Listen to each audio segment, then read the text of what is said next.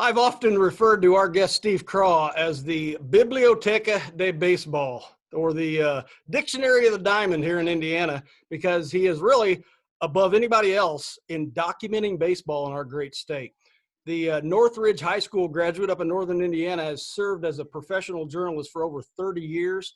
He's worked for many daily newspapers as a sports correspondent throughout northern Indiana, including Warsaw, South Bend, Goshen, Elkhart. As a freelancer, he's contributed to the Indiana Football Digest, the South Bend Cubs, the Associated Press for Notre Dame football and basketball. He's contributed directly or by reference to numerous projects documenting baseball in Indiana, including the Limestone League, spring training in Indiana during World War II, and Indiana-born Major League Baseball players, a biographical dictionary, 1871 to 2014. He was the lead writer and researcher for two books that I'm proud to say I have: Slicer Baseball, A Cut Above, The History of LaPorte High School Baseball, and self-published Hitting and Hurling in the Heartland, A Look at Indiana High School Baseball. He has won many state and national awards for coverage of baseball and wrestling and has covered over 50 different sports in his career. I didn't even know there were that many. He's a longtime member and contributor for the Society for American Baseball Research, and in 2017, he launched his own baseball blog, IndianaRBI.com, which he has interviewed everybody from big-time big leaguers to wannabe hat collectors. We go from the pro with the pen to the master of multimedia. Chances are, if you've tuned in to any high school state championship in Indiana over the last 20 years on TV, radio, or streaming online, then you've seen Greg Rakestraw on the job. A valedictorian, I even had to Google how to spell that, of his class at Lanesville in high school, his chemistry teacher once told him, "I can't believe you want to waste that mind and your talents being a play-by-play sports announcer." But as Rick Vanderwielen put it on his article on Greg on IHSATV.org, we're the beneficiary of Rake's decision. I couldn't agree more. Greg calls the championships for volleyball, soccer, football, basketball, softball, and baseball on Fox Sports Midwest and IHSATV.org. He's been part of the airwaves across Indiana going back to his days as a Greyhound at the College of University of Indianapolis in the late 90s. In his career, he's made stops at WPZZ, ESPN 950, Hometown Sports Indiana, 1070 The Fan, and now serves as the vice president of the Champ Sports Network here in Indiana. Among the many current projects he is linked to, he hosts Soccer Saturday each week, assists in the coverage of month of May from the Indianapolis Motor Speedway, is the voice for the Indy 11 and IUPUI basketball, and the post-game show host on the Colts Radio Network. Me? Well, I'm a hat collector. Welcome to another episode of Baseball Across Indiana, where we are talking about the other careers in baseball, other careers in sports generally. In this series, we are looking at the non-coaching and non-player careers in the industry of baseball. And today we're talking media careers. I am merely Hardy the Hat Guy, and of myself and my two guests, Steve Krah and Greg Rakestraw, I am the least qualified to be conducting an interview. But that's what I'm going to do because I am a fan of baseball and equally a fan of what these guys do. And I mean that sincerely, guys. Steve, Greg, I appreciate you joining me today. I think this is going to be a lot of fun because we're looking at it from a career standpoint.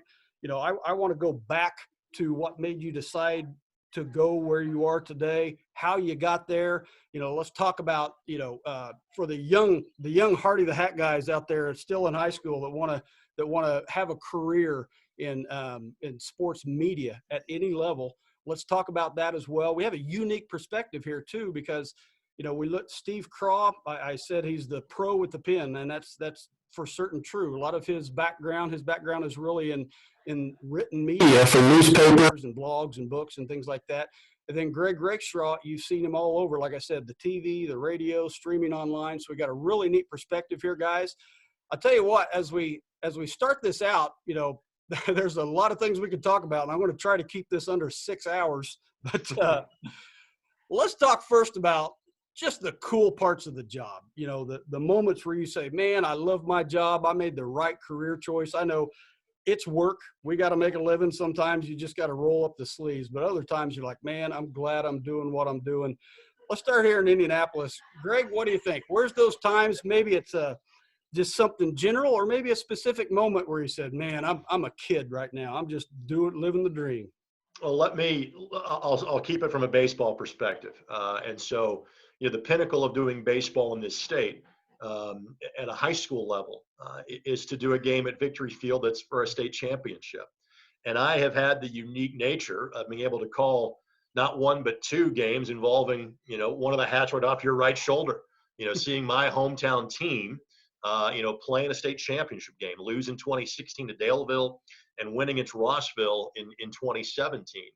And so the ability to, broadcast that game, and I played in the days just before class sports.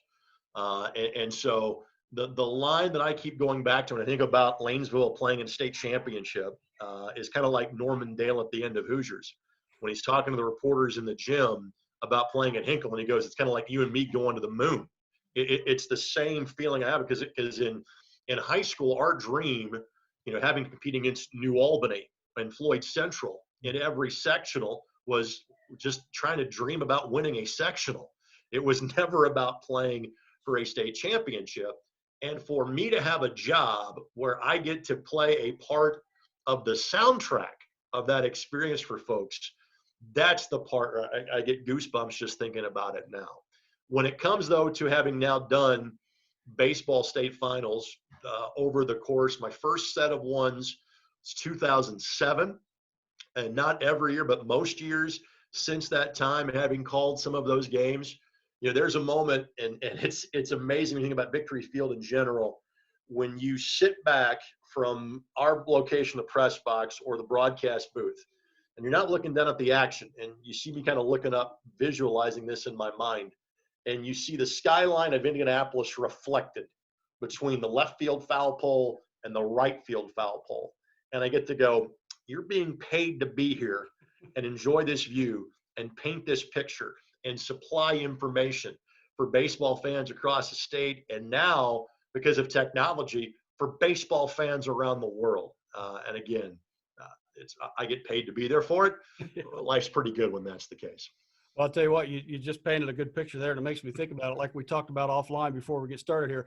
I get the ability to be able to edit this video and probably edit over a bunch of the misspoken words and things I'm probably going to do. You're doing it live, and that's a perspective that's called talent right there. So it's a beautifully painted picture right there. Steve, let's go up to you. You've been all over the state, as both of you have, and you've interviewed a ton of great people. And hat collectors to boot. So tell us about some of those times when you're interviewing people and, you've just lost track of what he said because you're just kind of lost in the moment, or, there are parts where you're saying, man, I got to put this down, but you're loving it. You're in the moment. Tell us about some of those, either those interviews or your travels, some of the projects you've worked on where you said, man, I'm in the right place. Oh, thanks for having me, Dan. I've been all over the place. When I was working on my book 20 years ago, with, encouragement from some of the coaches that were really instrumental, people like Bill Jones, who was at DeKalb and was an executive director for the Indiana High School Baseball Coaches Association for so many years. Dick Seiler, who was the coach at Elkhart Memorial at the time, and he was in his 7th decade of coaching this year.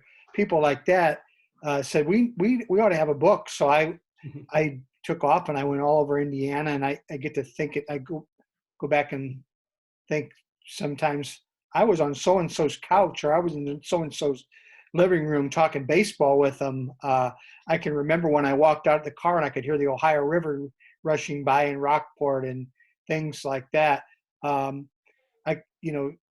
Greg was talking about the state finals, and my thing has always been that everybody has a story. You just got to see what it is.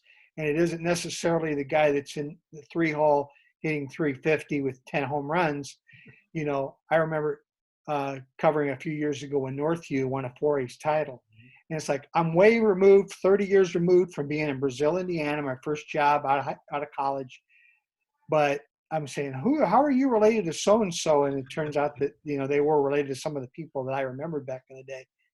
but the kid that gets the winning hit was hitting less than 200 and way down at the bottom of the batting order. And I thought, that's a really neat story. And so, and it doesn't have to be a state championship, but it could be a conference championship. It could be the sectional. It could be, somebody just had the best day of their life, and you get to talk to them about it. That's been fun.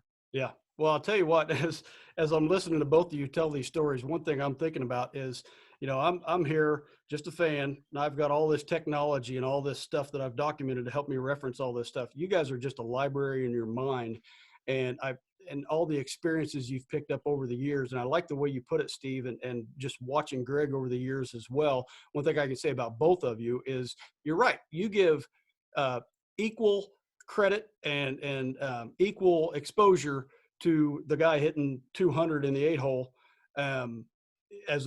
compared to the standout athletes, and not just the individuals, but sports as well. I love the fact that you guys aren't just, I'm a football fan, I'm a basketball fan too, but you're not just covering those things.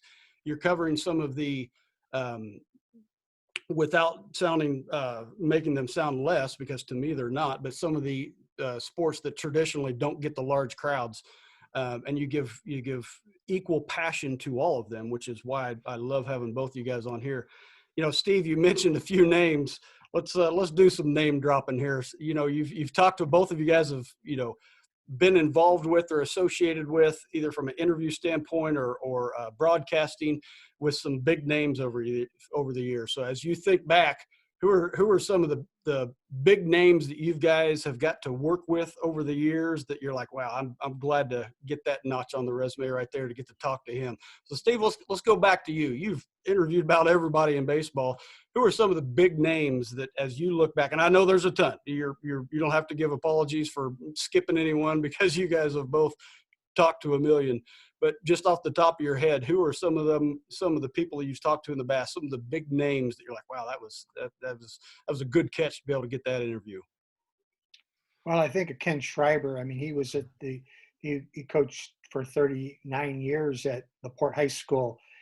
And I knew so much about him being from Northern Indiana, or just paying attention to baseball. And when I was writing something back in the 80s, when I was at Brazil, I remember picking up the phone, and he had all the time in the world for me. Little did I know that, flash forward 30 years, I would be working on a baseball about LaPorte book about LaPorte baseball, and spending all that time with him. I feel very fortunate that I got to do that. Dave Pischker at Andrean just passed him on the wins list. So there's two guys with 1,000 victories, and I've talked to those guys many times. So those are just two people in the high school baseball world. So many other people. Well, I'll tell you my Dave Pischker story real quick here on a sidetrack.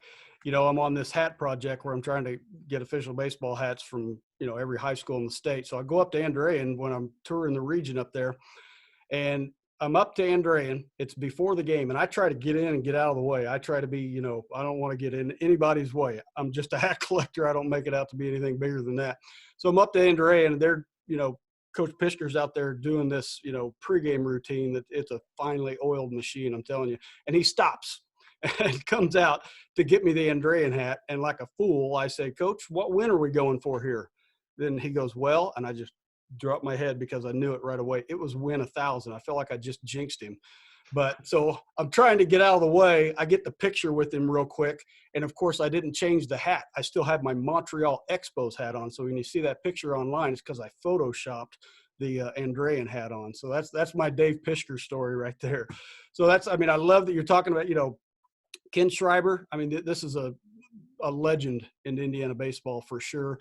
Greg, you've talked to people from all sports across the board. What are some of the big names that you were proud to finally get that interview with, or the moments like that?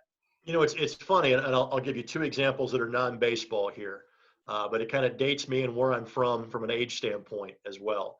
I got to be around Peyton Manning on a daily basis, during his time with the Indianapolis Colts, and so that's the name that most people, kind of say, hey, some of the big names you talk to, I go, well, Reggie Wayne and I are friends. We did a radio show together, for a couple of years. And Edgerrin James, Edgerrin knows me well because I interviewed him on a weekly basis, during his time with the Indianapolis Colts. The two guests that I was the most nervous about early in my career as a talk show host, one was Damon Bailey, just because Damon was a senior when I was in the 8th grade. And literally the last interview I did, I was telling a story, and I'll recount it here. Growing up in Southern Indiana, you would have your schedule, and then you would check the Bedford schedule. Say, okay, here are the nights that we're off and they're playing. And then it became, okay, where do we think we can find a ticket to go watch him play?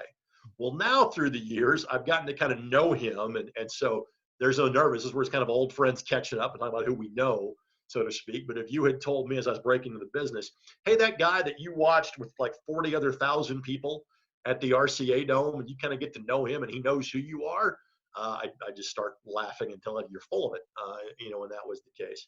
The other person that I felt that way the first time I talked to him was Danny Sullivan. And that is because Danny is from Louisville. And I grew up just on the other side of the river from Louisville. And so interviewing him like in 2002 in my talk show days on 950, and thinking about how many posters, pictures, etc. I had of the spin and win in '85, him winning the Indianapolis 500. So those are two that stand out in my mind. I'm like, I can't believe I am specifically talking to this person. But from a baseball perspective, there are all kind of major leaguers and former major leaguers I've had a chance to talk to. I think about guys that I called them in a high school baseball state final that are playing in the pros. For example, Jared Parker, while unfortunately injuries got in the way, didn't have exactly an extended major league career, he was the #1 draft pick of the Arizona Diamondbacks and then pitched in the 3A state championship game just a few days later for Norwell. Or Kevin Kiermaier, having played at Fort Wayne Bishop Luers, of course, now with the Tampa Bay Rays. The major leaguers, though, that I had a chance to work with in doing some stuff. So for 4 years, I was the voice of the American Legion World Series. And it's a great event. And even with as many different things as I get to do, and you were great to rattle those things off, you can't do everything, because Lord knows I've tried to broadcast everything over the years. So I no longer do that, but I was the voice of the American Legion World Series for 4 years. The first 2 years, my broadcast partner was Jeff Kent. The third year, my broadcast partner was Howard Johnson. I had a really good middle infield of Mets players put together in those years of doing that. I loved working with those guys, and to kind of see those guys after watching them, especially Hojo being a bit older, and watching him win a World Series in '84 with the Tigers and '86 with the Mets, and then getting to work them and meet them and go, these are just regular guys. I'd be really good at playing baseball. That's a pretty cool life experience right there. And I'll tell you what, that I'm a big fan of American Legion baseball. I mean, you look at the state tournaments, and the American Legion scene's kind of dwindling a little bit, but you still look at that state tournament and the national tournaments and the regional tournaments. Those are all-star teams, and you talk about a high level of baseball. So you're doing one of them. I'm sure you've seen a lot of people that you can't even recall that are in the bigs right now. So let's back it up a little bit. We talked about some of the high school people that you talked to, Steve, and you did, Greg, and Greg, that the quote that was on the IHSA TV website there about what your chemistry teacher said, that was just fantastic. I love it.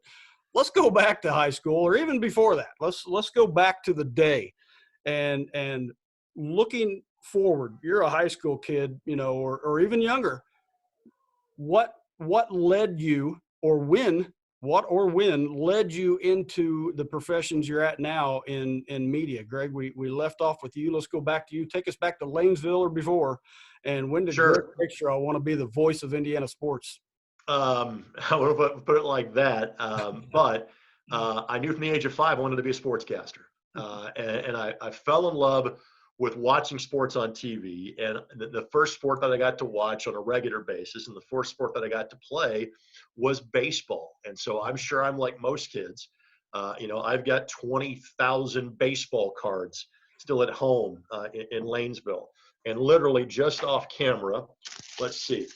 Here's an '89 Fleer box that I happen to have. I've got a couple of other sets somewhere here. Here's a little 90 Upper Deck action for you. And let's go 91 Fleer. Yes. So I started collecting baseball cards in like 82, 83, started playing about that time. But I just became infatuated with watching sports on TV. And so that's what I wanted to be for a living, was to be a sportscaster. The running joke that I tell people is that even at the age of 5 or 6, I had the innate knowledge I was not going to be a good enough athlete to be a professional ball player. Being a sportscaster was my way to be in sports for a living. So like when I would go to career fairs in high school, they were wastes of time for me. I was going to be a sportscaster. That was what I was going to do.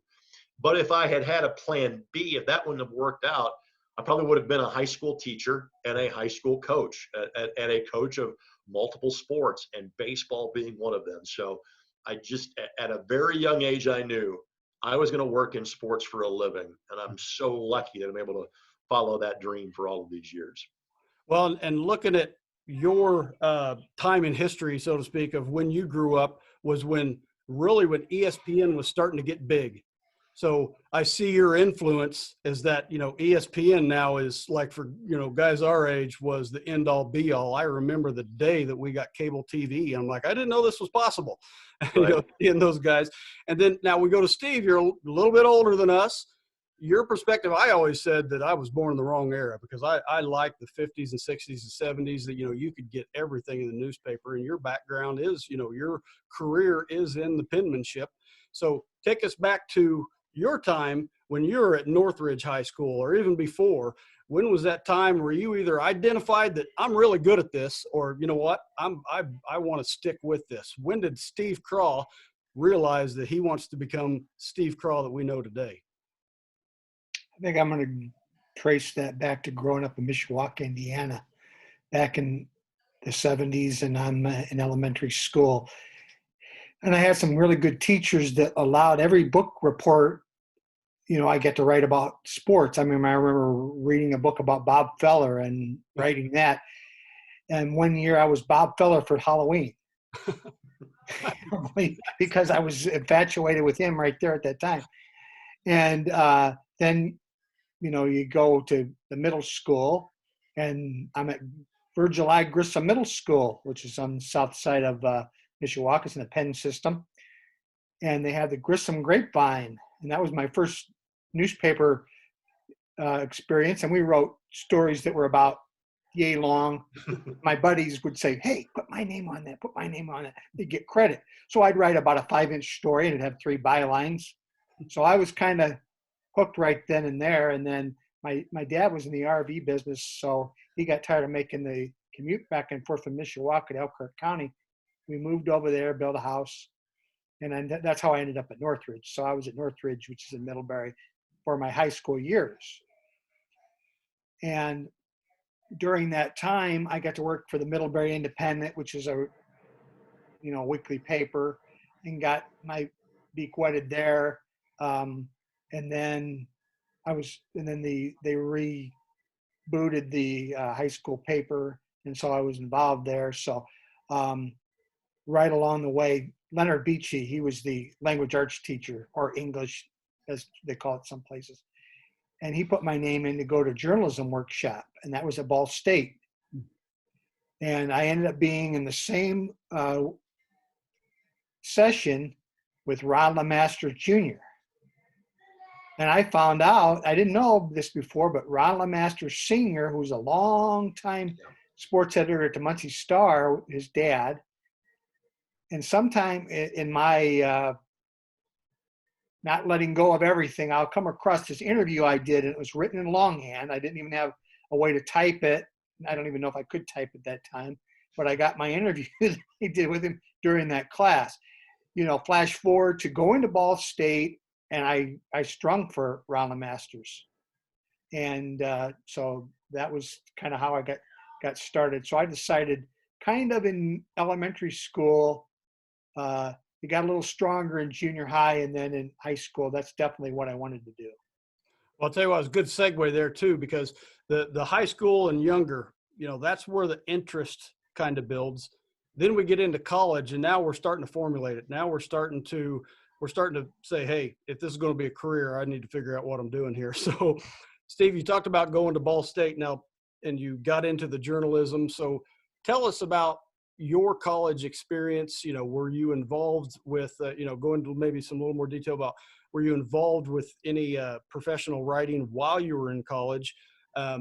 How did your college education, from your specific college education, lead you to your career today? And then maybe we could also talk about, was it specifically tailored for what you're doing today, or was it just you kind of led into that? So let's talk about your college, the education specifically. Think about, there may be the tens of people that are watching this. One of them's wanting to be into the media. What are you going to tell that kid based on your college experience?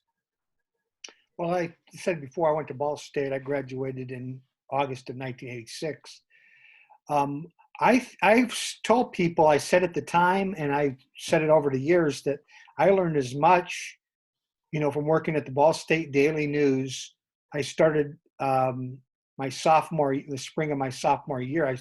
Looking back, I wish I would have started right from the freshman, year, but I got involved in some other things, and I was in a service organization and kind of feeling my way. I was the student manager for the baseball team for just a little over a year, and I did different things, but started out doing that. And then by the end of, my college days, I was covering the team. But I said, I couldn't understand. I was in some of these classes with people, and I said, to get some practical experience, you should get involved, with the magazine or the newspaper or, whatever it is. Or if you're in telecommunications, then you ought to go work at the TV or the radio station or do something. I think you learn more. I learned stuff in my classes. I certainly did, but I think it's just, day in and day out doing it is where you really learn. And my sequence was sports information, but I was doing daily newspapers, so I decided that was the way I was going to go. I did an internship at Tri-State in Angola, which is now Trine. Mm-hmm. And I was, at the time, they had a relationship with Ball State, and they had a rotating sports information director was a student. So I did that during the fall semester. So I learned a lot about soccer because I lived in the dorm, and right next to the soccer coach across the hallway was my boss, who was like the media relations director. Her husband was the baseball coach. And so I learned all about that stuff. They started the Hall of Fame, Sports Hall of Fame there at Tri-State, and I was right in there on the ground floor of that. Travel with the teams, right up until the beginning of the basketball season. Then I went back to school. So I said the practical experience is important. So if I'm summarizing that, you're a journalism major, correct? And journalism major, history minor. History minor, okay. So that makes perfect sense with everything you're doing. And then, but the big highlight for the high school really was getting that practical experience while you're in college, with internships and a lot of the connections that you've made, and just meeting people, et cetera. Is that That's right. And along the way, I said, I mentioned Ron LeMaster Sr. I strung, during the basketball seasons, a couple of years there. And of course, I learned a lot doing that as well. I did one game in Muncie, as the low guy on the totem pole. You don't do games in Muncie. You go to the outreaches, outskirts. And so I can say I've been to a lot of places like, Randolph Southern and Mississinawa and on and on and on. One game I did was Muncie Burris, and they played their games. I think they still play them right there on the Ball State campus. But that was a big learning experience as well. Well, and and I like the fact that, you're talking about the soccer and the other sports, getting well-rounded. And Greg, as we move to you, that's kind of a good segue there too, because I know, you did every sport in high school. I think I saw you played tennis at UIndy, but then you also, during your education time at Indy, you were involved with some sort of project there where you got some internship or really on-the-job training before you even graduated. Let's go into your college career there at UIndy. Sure. I was looking to play tennis, and it came down to playing tennis or baseball at UIndy. And I was lucky enough, obviously, in Indiana high school, tennis is a fall sport. So you can play both. A lot of kids do play both tennis and baseball. I played basketball the first 2 years of high school and realized, hey, it's by far my third best sport. I legitimately think I've got a chance at the small college level to play tennis or baseball. Let me focus on those two. And I went in with the best recruitment you could possibly have when you walk onto a college campus and want to be a walk-on. I was lucky enough to have a full academic ride. I could go to both coaches and say, hi, I'd like to play. You never owe me a dime. Baseball, I had to try out. Tennis basically was said, hey, practice starts this date in August. And I went with tennis. And it was in large part just because I felt I had a better chance of keeping my academic scholarship because the travel schedule was not going to be as rigorous as it was in baseball. As Steve knows, and Dan probably know this too, that, you know, the schedule those guys keep in baseball in the spring semester is rough. The amount of time that, you know, basically playing Tuesday, Wednesday, Friday, Saturday, Sunday, you know, for about a 3-month stretch of time. So I ended up picking tennis, but then I would still get back to covering baseball, you know, from a play-by-play standpoint. So I was lucky enough to go to a school where I could, even as a freshman, I had a chance to do some campus radio and do play-by-play in color for football and for basketball and some selected baseball games, while then being a student athlete and while playing tennis. But then also being in Indianapolis, it allowed you the chance to work part-time, you know, in the professional realm. And so I got my first professional gig in radio at WNDE, which is still an all sports station, was the first and only all sports station in town for many years. It's now going on 25, 30 years of being predominantly an all sports station. And so I legitimately got offered a full-time job a month before I graduated from college. And this was, it was in April of '98. And whether you wanted to be a writer or a broadcaster, or you talk about kind of the non-traditional baseball careers, which is the overview for this conversation. It's one of the joys of going to a UIndy or a Butler or a Marion, Ball State, IU, whatever. And if you want to work in sports, whether it's the broadcaster, sports marketing, sports administration, and most colleges have some degree track that goes along with that now. You've got so many opportunities to get on the job training, whether it's an internship, whether it's, you know, a paid part-time. You know, the Indianapolis Indians, of which you're wearing that sweet Circle City lid that they debuted last year, they're one of the few things in sports, and Steve knows this as well. It is rare that you get an internship where you actually get a paycheck. The Indianapolis Indians are one of the places that offer that. And you can learn so much about the business of sport by doing that. And so it's one of the things I was very lucky that I chose to go to school, not just the University of Indianapolis, but in Indianapolis. It was one of the great sports markets in this country. And that really was what hit the fast forward button on my career. Well, I'll tell you, that's as we progress through your career, we kind of leave college. We talked about both of you had the opportunity to kind of hit the ground running, so to speak. I know, I'm sure it wasn't a great smooth process. It never is right out of college into your career, but you had something waiting for you because of that hands-on stuff that you were doing during college. So between that first job and now, and Steve, you mentioned a couple of them, but who are some of the maybe the opportunities or the people, you know, and both of you kind of hinted at this, but kind of getting at that need for connections to, you know, move yourself throughout your career. Who are some of those connections that you made and maybe not necessarily the exact people, or maybe so, but the types of people that you meet within the industry that helped, you know, move you along throughout your career or steer you in the right direction, if you will. You know, we all have maybe family members or things like that cheer us on, but who are some of the people in the industry that really help direct you into where you are today? Greg, maybe let's bring it back to you. You know, you're doing Sure. a lot of sports. You met a lot of people. Who are some of those that have helped direct you? There were 3 college level people that were major influences on me. One of them is Joe Gentry. And so Joe, Steve mentioned he was a sports information major. Joe was the sports information director at UIndy at the time. He's now the associate AD at Butler. Joe was also my tennis coach at UIndy. And so literally poor Joe saw more of me than did his wife and kids my 4 years in college, because we would travel on the road together for football and basketball, and he would turn on and coach me during the course of the spring. And I guess I must not be too annoying because we're still friends to this day, some 22 years later.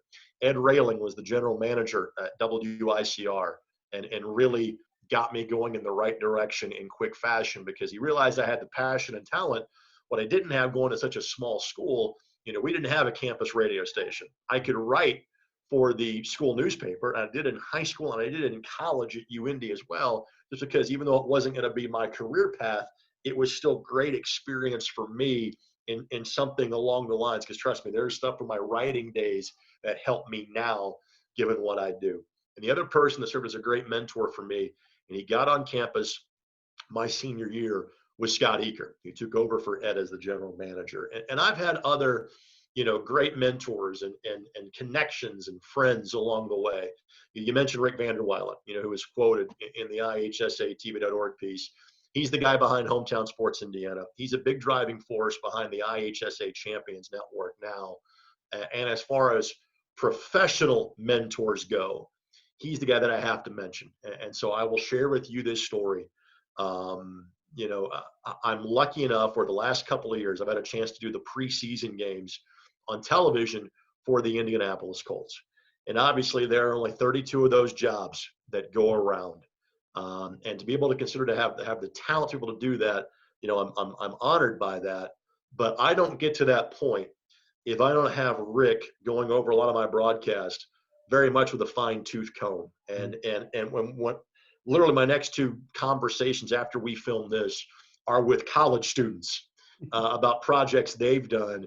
And I will tell them what I've told others in a similar boat. If I'm being nitpicky, that means you're really good. So if I am really driving down to the details, that means you've got a great base to work with. And I don't get that opportunity with the Colts were it not for Rick really pointing out every little thing and how you can get better at every step along the way. So I have frankly had too many to count, but there are four that immediately come to mind off the top of my head. I'll tell you what, and that's a good point as we move to you, Steve. Just one of the oldest sports adages is you don't worry about the coach that stays on you. You worry about the coach when they stop. Because if they see something, they're going to stay on you. So that's a good point. Of we all need that person in our life. If we're focusing on getting to the career that you guys are enjoying right now, I think the education piece we talked about, getting in early while you're in college, but then finding that mentor that's going to be real with you. And Mm-hmm. Steve, as we move to you, you've got connections all over the state that have helped you make the connections for the content that you produce. Let's talk about some of the connections like Greg talked about that were, maybe a mentor to get you where you are, and what did they do? From the perspective of, wow, this really helped me, college students watching this video, high school students, you need to find a person like this. Who was that person for you? Well, we're communicating with all this technology here, but believe it or not, at one time there wasn't an internet. And I remember going every day. Sometimes I would walk, sometimes I would ride my bike from the Daily News over to the Sports Information Office. And every day I would see Mana Fall was a secretary, and John Ginner was the assistant SID, and there's Earl Yestingsmeyer. Yestingsmeyer, a legend. Earl Yestingsmeyer was also the golf coach. I think the golf building there at Ball State's named after him. Great guy. I can remember, going with him to Toledo and other places like that on Mac Media days. He was just, he would give little critiques of what you were doing, but he was very upbeat, positive guy. My first job was at the Brazil Times, a small daily near Terre Haute. Jim Dressler was the managing editor there. I'm grateful to him that he gave me my first opportunity. We worked hard there. I mean, we worked long hours, kind of learn on the job. The younger guys there, we kind of lean on each other, but they gave us the freedom to do that. And then I worked at the Elkhart Truth, for 25 and a half years. And Denny Kraft was a sports editor when I got there. And he gave me opportunities. Then Rick Meyer became the sports editor. He was the assistant. And Rick's type A personality, you do things the right way. And he was very helpful. Bill Beck then became the sports editor, and I worked with him that whole time. He just helped in so many ways. Jeff Gillespie was one of the managing editors. Jim McNeil was a longtime newspaper guy. Learned a lot from him. And then along the way, I got to know people like Paul Condrey. And Paul Condrey's the president, founder of the Regional Radio Sports Network. He and I have become very good friends, but I've also worked with him, worked Indiana Football Digest, the Laporte baseball book, the Penn football book. That's his company that put that together. I did a little bit on Penn. I did a lot on Laporte, and I, sat on his radio shows. But he's just been a very, very strong, positive influence for me. So those are just a few people. Lots of mentors, but those people came to mind. Well, the what I'm hearing is, making the connections, I don't know of any career where you're doing it from an island. However, as we kind of segue into two more things I want to talk about here as we get close to wrapping it up is, and, Steve, really in your side, and Greg, probably you too, is, as far as if we think of the question, what doesn't get done in your career if you don't do it? Meaning, we have people around us that collectively help us in what we're doing with our career. But Stephen, in writing, obviously, you're self-reliant on getting the content out there. So as we look at that, as we look at your career, as far as a author, a correspondent, all the different titles we can give you of the pen, of the written text in regards to sports in general or baseball. Tell me about the industry. How are you finding your content? How are you getting the stories? How are you doing what you do on a daily basis? Just give people the perspective, the person who's looking at careers in media from the written text perspective. Just give us that global view of the journalist, correspondent, author. What keeps the lights on for Steve Krah? I refer to myself sometimes and to my friends that I've known a long time as the ink stain wretch. And a lot of people don't know what that is unless the product ends up on a piece of paper with ink on it. So that's really going by. I'm really dating myself by saying that. But, well, it depends on where, if you're working for somebody and they're assigning something to you, then there's a certain expectation. They send you a game, or they want you to do a feature or some kind of story, and then that gives you your guidance. But as far as if I'm just creating my own content, which I am with my blog, then I'm just casting that bait out there and seeing if somebody's interested. I did today. It's like this is me, and I'd like to talk to you about what you do. Would you be interested? And then if they say yes, and then we move forward. And if they don't, move on to the next thing. And if I don't do it, it doesn't get done, I guess, in that sense. But you just kind of, and sometimes these stories just kind of fall in your lap. I don't realize the connection. But somehow you find out a detail, and it's like, hey, that's where. And like I said before, everybody has a story. You just got to find it. Yeah. Well, you're a self-made man, a self-made career.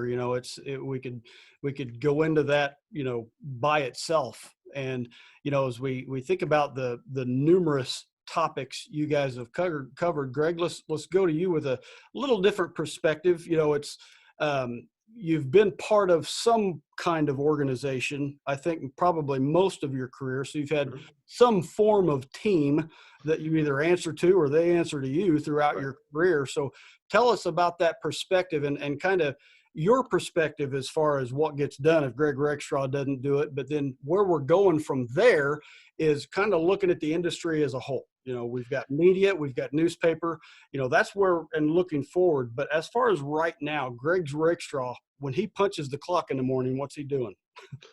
Talking to people on Zoom. That's kind of what I'm doing right now. It's about all we can do, given kind of the limitations that we're dealing with.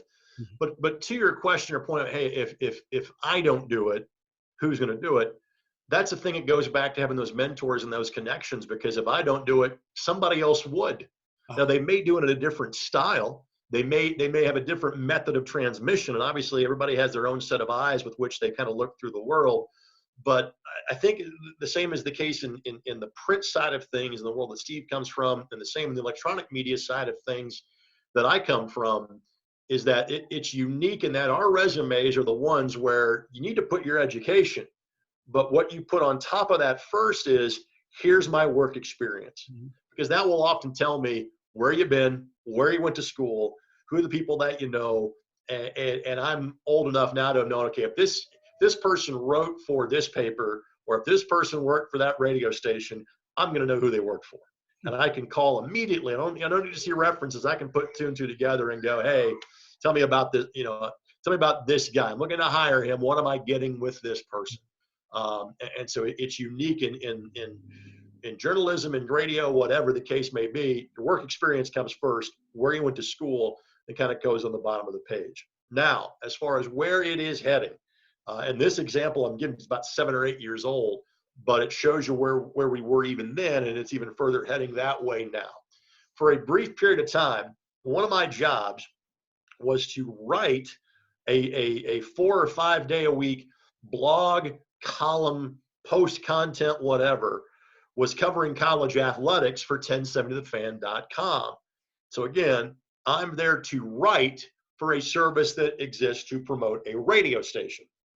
At the same time, I would be saddled up next to the guy who was the videographer for the Indianapolis Star. A newspaper was sending someone to get video content. And that has been the way of the world now for the last decade, in that it is not, you're not a radio guy, you're not a television guy, you're not a print guy, you're a content guy. That is what you are focusing on, because we're all going into the same medium. We're all going to the internet. We're all going to your smartphone.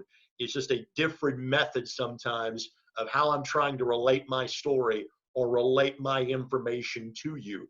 You might prefer not much in the way of type. You want pictures and audio. Or I don't care about the conversation. I'm a bigger fan of the written word. And so we're already there, and it's just going to more fast forward that direction in the future. Well, a couple great points you hit on there. Number one is the content, your content producers, and both of them really are that right now. Steve's not just newspapers. Steve's, you've got the blog, you're online, your presence on Twitter and YouTube and everything like that are growing up there.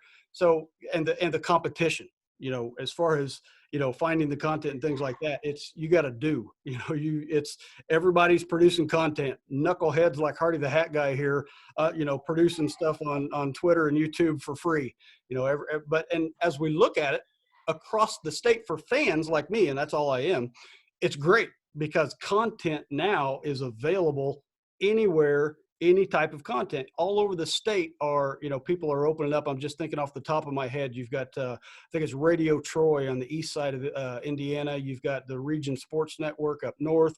And, I couldn't even start to mention all of them. It's great for fans like me, definitely makes it competitive for people in the content business like yourself. So as we kind of wrap this up, let's think of the perspective of that student in college. Some of the takeaways that I, just sitting here listening to this, took from you is the education, the connections that you just got to do, get involved from every perspective. Maybe it's, don't zoom in on one specific thing. Both of you are, multi-versed in all different sports and even outside of sports. So how would you summarize one maybe takeaway as we kind of wrap things up? What are you telling a college student that wants to get into the media, be it written, be it multimedia? Maybe Steve, let's start with you. From your perspective of coming up through newspaper and seeing things transgress into where it is today, you've seen the whole vantage point. From that perspective, what are you telling a college kid right now that wants to get into media? I think you have to be able to diversify in however you need to, whatever platform you need to do to get that message across. I mean, I happen to be the written word is a lot of what I do, but there's the video and there's the social media and there's all those different kind of ways of getting that out there. I mean, there are some people that, I mean, I'm 56, so there's people my age and younger than me and my friends that are kind of dinosaurs, and they don't really want to embrace that. But and that's their prerogative. But you got to kind of learn how to do that. Now, you might find that you are better at one thing than another, or you prefer one thing or another. But people are consuming this stuff in little bites and stuff, and sometimes that's just a tweet or a very short,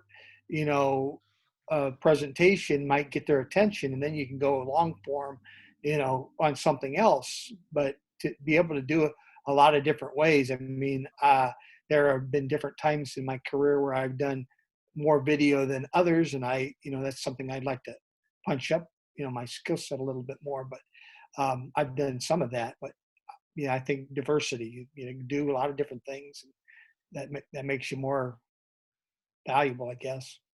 It sounds like what I'm hearing is don't get comfortable in one lane. That's kind of what I'm hearing from both of you. And That's a good way Greg, to put it. yeah, Greg, as we go back to you, like I said at the beginning there, you and I both kind of grew up in that era where multimedia just expanded overnight. We saw the birth of ESPN and then, of course, the internet, and it led to what you're doing today. What are you going to tell the kid that, from your age, back when you first was excited about it? What are you going to tell that kid for looking ahead in the future? Yeah, go get a real job would be the first thing I tell them. But in all seriousness, go get a real job. No, it would be, if you can get a paycheck doing something, do it. And much as what Steve said, you have to have multiple skill sets. And so if you can get $25 to go write a game story for somebody on a Friday night, do it. And if you can go get 25 more bucks to sit in and do stats or be the color commentator for somebody doing high school sports on the internet or on the radio, do it. And if you can go get 45 bucks to go be the PA guy somewhere, do it. And if you can go get an internship for a minor league baseball team where you're selling tickets and you're on the grounds crew and it starts raining, you got to go to your office or your cubicle or the locker that you've got and go get your dirt clothes on, because you're also pulling the tarp, to try to prevent the rain delay to come back and play that night, do it. If you want to work in sports, then the best training you can have is to work in sports. But also know this, that you do this because you have such a passion for it, but know there are things that are going to come at a cost for you. And Steve will nod his head in agreement with this. When do sports usually happen? Nights and weekends. So this is, your work friends are going to be your friends, because those are usually the social hours. And so that's where you're going to be working. So it's wonderful to have such a passion for what you do, but know there are some sacrifices that come along with that. But my number one piece of advice for everybody looking to get into what Steve does for a living, or what I do for a living, or just sports in general, work in sports. Because once you get your foot in the door, if you do a good job, word tends to get around, and it makes it much easier to find a job on a full-time or a part-time basis. And I'll tell you that what both of you said kind of wraps up. I've done some interviews with some other people on the topic of careers in baseball, careers in sports, outside of coaching, outside of playing. And what I'm hearing from both of you, you didn't use the exact word, but I'll tell the fans who are watching this, the reason I wanted these two guys on here is, like Greg said, doing the work. Pay your dues, stay the course. But the reason these guys are at the top of the game for what they do individually, respectfully, is because of their passion. They're passionate about, the story and the people that they interact with. I mean, it's real. You can't, when I'm watching you guys, when I'm reading your content, I know it's not, I'm doing this to get a paycheck. You're passionate about it, and you portray that with real, sincere interactions with the people that you deal with, that, comes to the content that I get to see and that I get to read. So we're wrapping things up here with this episode of careers in baseball outside of coaching and playing. And I tell you guys, both of you, I've been fans of you for a long time. You're probably sick of me spam emailing you guys for content ideas that, Greg talked about. We both talked about finding those connections. I've been bothering these two guys for a long time trying to get this done because I'm just a fan. But I'm a fan of what you guys do, and the torch is going to get passed eventually. You guys are long from being done. Thankfully, for people like me that are fans, we're going to get to be entertained by what you guys do for years to come. So the young person watching this show, these guys right here, follow what they do. IndianaRBI.com. Greg is anything sports Indiana dot anything. They're all over the place, which that kind of summarizes what they're talking about as far as getting into careers in this industry, which is you got to diversify. You got to do the work, find the connections. And I think, guys, does that summarize, how you got to where you're at today? We've talked baseball. We've talked soccer with the scarves behind me. I will use a golf quote. It's one of my favorites. Ben Hogan asked about how great his swing was. He said the secret was in the dirt, as in he kept swinging at the dirt to go find it. Keep putting in the work, and eventually benefits you'll reap from them. And Steve, I'd talked to you about this in another interview we did, and one of the recurring themes was have a passion, follow it, do the work. I think I think that summarizes your career as well, don't you think?